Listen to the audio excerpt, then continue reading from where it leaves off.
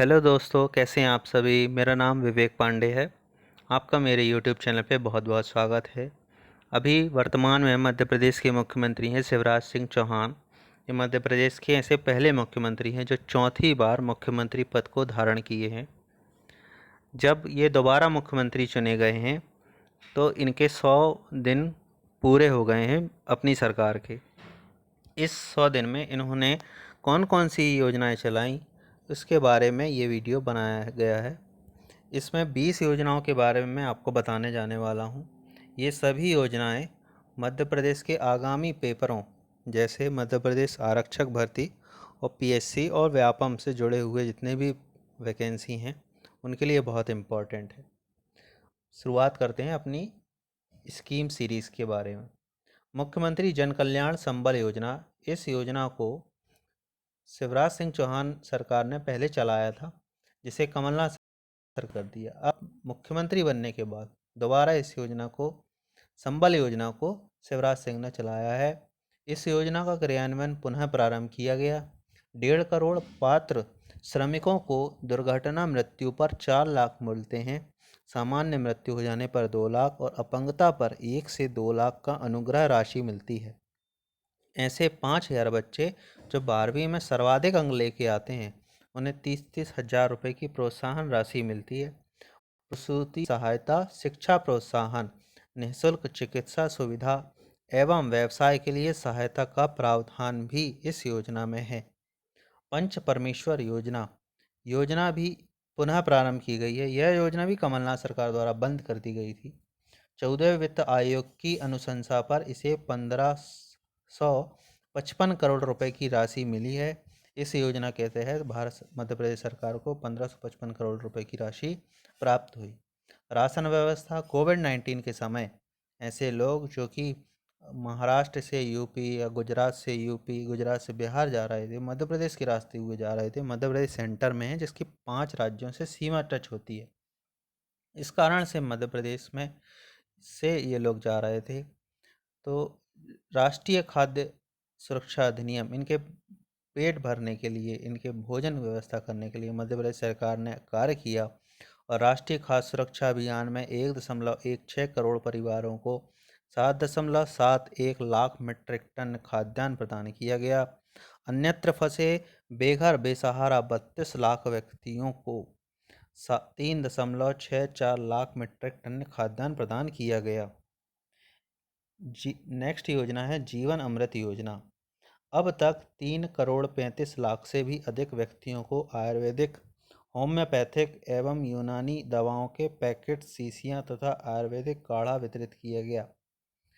जीवन अमृत योजना हॉस्पिटल से रिलेटेड है, याद रखना, अमृत लिखा हुआ है इसमें। और नेक्स्ट योजना है जीवन शक्ति योजना। इस योजना में शक्ति वर्ड लिखा हुआ है। शक्ति यानी आत्मनिर्भर बन जाना या फिर कार्य करने लगना, रोजगार प्राप्त कर लेना। तो इसमें मास्क बनाकर महिलाओं को उद्यम प्रदान किया गया। उन्हें 11 रुपये में मास्क खरीदा गया और 11 रुपये द्वारा उनको सरकार द्वारा 11 रुपये के हिसाब से हर मास्क का उसमें पैसे दिए गए हैं। तो इस योजना के बारे में पढ़ें। 10,000 से ज़्यादा शहरी महिला उद्यमियों का पंजीयन हुआ है। इसमें 20 लाख मास्क बनाने का कार्य आदेश सरकार द्वारा दिया गया।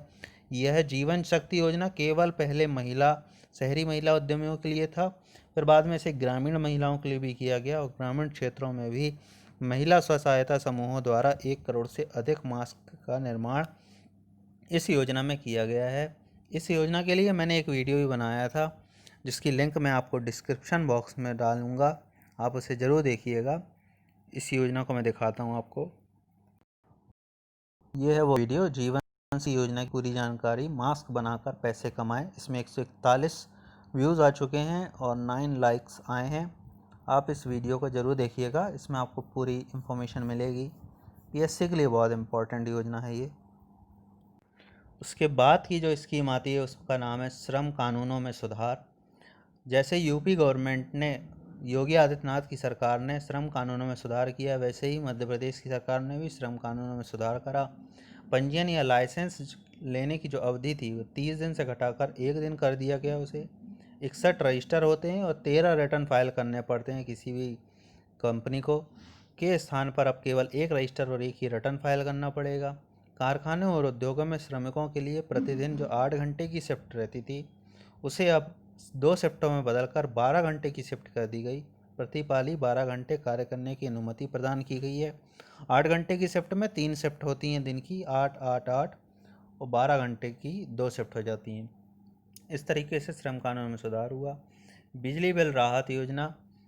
औद्योगिक उपभोक्ताओं के माह अप्रैल से जून तक के 2020 तक के बिजली बिलों के फिक्स्ड चार्ज की वसूली स्थगित कर दी गई। अब फिक्स्ड चार्ज नहीं लिया जाएगा, केवल जो लाइट जितनी जली होगी, जितनी यूनिट्स का कंजम्पशन हुआ होगा, उतना ही चार्ज उनसे वसूला जाएगा। 1,11,00,000 उपभोक्ताओं को इससे 1,150 करोड़ रुपए की राहत मिली है। पीएम गरीब कल्याण रोजगार अभियान। जैसे मनरेगा चलता है, 100 दिन का उसमें रोजगार मिलता है, गारंटीड रोजगार, उसी तरीके से पीएम गरीब कल्याण रोजगार अभियान शुरू हुआ। मध्य प्रदेश के 24 जिलों का चयन हुआ इसमें, जिसमें श्रमिकों को वर्ष में 125 दिन का रोजगार दिया जाएगा और मनरेगा की दर पर दिया जाएगा। जितना रुपये मनरेगा में मिलता है उतना ही। शहरी पथ विक्रेता कल्याण योजना, इसे स्ट्रीट वेंडर स्कीम भी कह रहे हैं। यह योजना भी चल रही है। कोई भी व्यक्ति जो इसके लिए पात्र अभ्यर्थी है, वह एमपी ऑनलाइन में जाके इसका रजिस्ट्रेशन कर सकता है।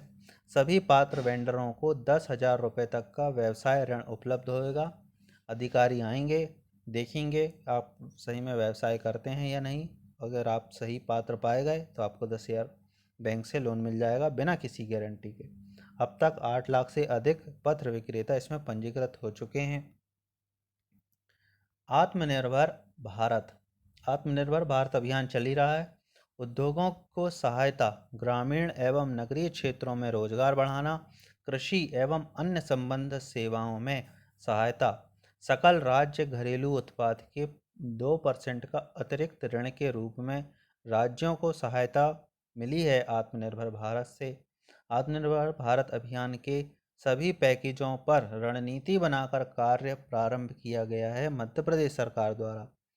डबल इंजन की सरकार है ये, केंद्र में मोदी सरकार और मध्य प्रदेश में शिवराज सिंह की चौहान की सरकार।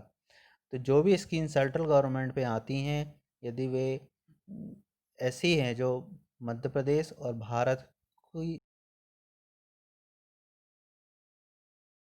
शिवराज सिंह सरकार द्वारा उनका फुल सपोर्ट किया जाता है।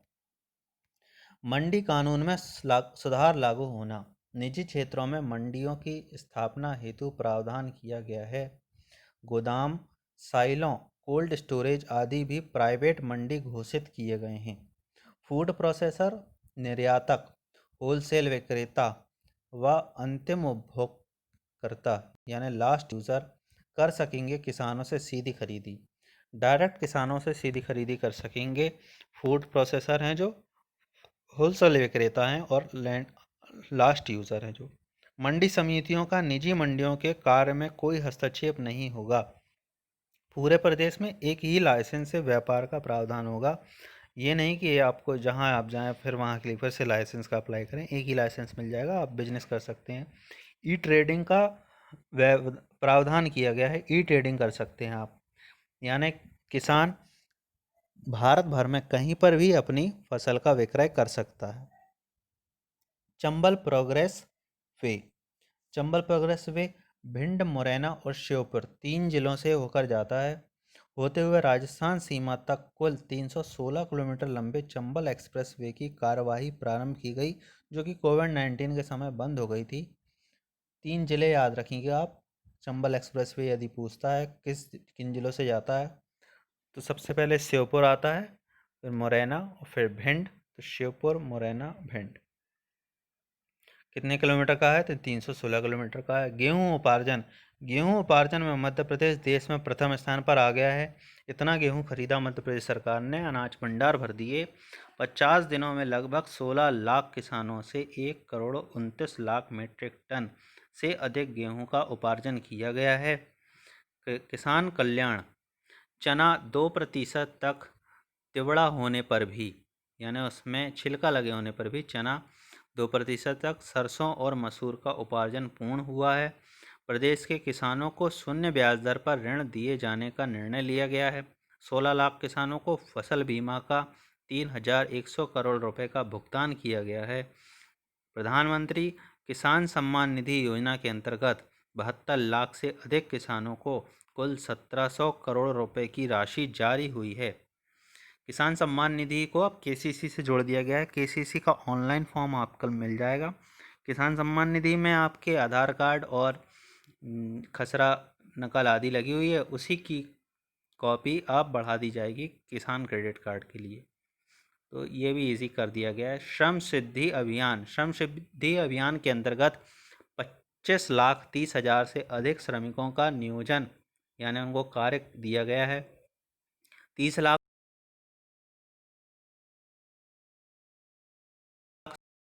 कभी कभी क्या है, कार्य पूछ लेता है और 4 स्कीम के नाम दिए रहते हैं और चारों स्कीम के नाम एक जैसे दिखते हैं।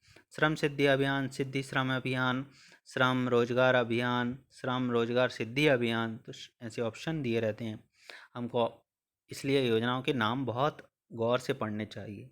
रोजगार सेतु, मध्य प्रदेश ने रोजगार सेतु पोर्टल जारी कर दिया है, जिसमें रोजगार सेतु पोर्टल प्रवासी मजदूरों और स्थानीय नियोक्ताओं के लिए इलेक्ट्रॉनिक लेबर मार्केट प्लेस के रूप में विकसित किया गया है। जो भी मजदूर बाहर से मध्य प्रदेश में वापस आए हैं उनके लिए ये रोजगार सेतु पोर्टल चालू किया गया है। इसमें मजदूरों का रजिस्ट्रेशन होना है और स्थानीय नियोक्ता जो उसको रोजगार देंगे उनका भी इसमें रजिस्ट्रेशन होना है।